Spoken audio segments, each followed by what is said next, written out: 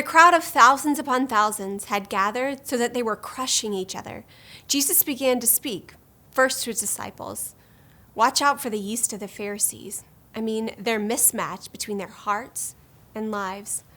Nothing is hidden that won't be revealed, and nothing is secret that won't be brought out into the open.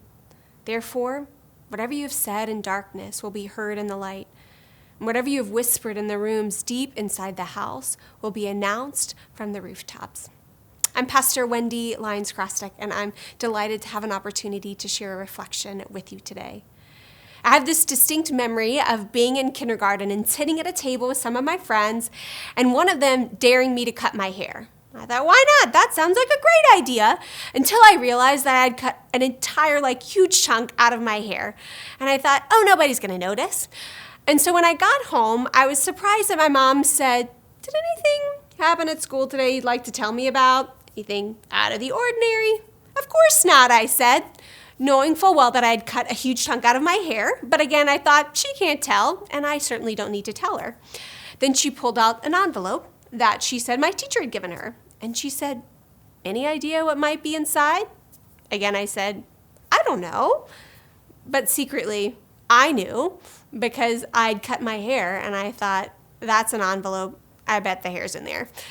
So when she opened it in front of me, there it was, a big chunk of my hair. And she wasn't angry at me. She knew my hair was going to grow back, but it offered us this opportunity to talk about honesty. And I remember, as scared as I was in that moment, to tell my mom, feeling so relieved that she just knew.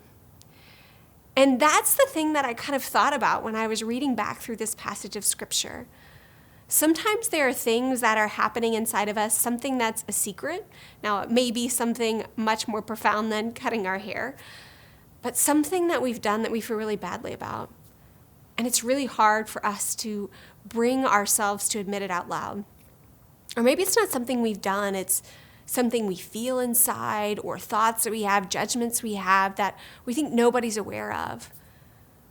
But that our hearts aren't matching up with our outer lives, like the Pharisees.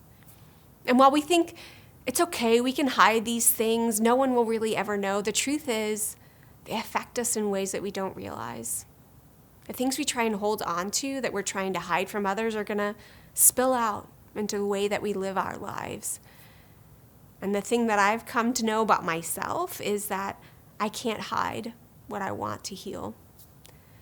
And so my encouragement for you today is that you might join me in this spiritual practice, speaking words of forgiveness out loud to yourself for that thing that you've been holding on for far too long.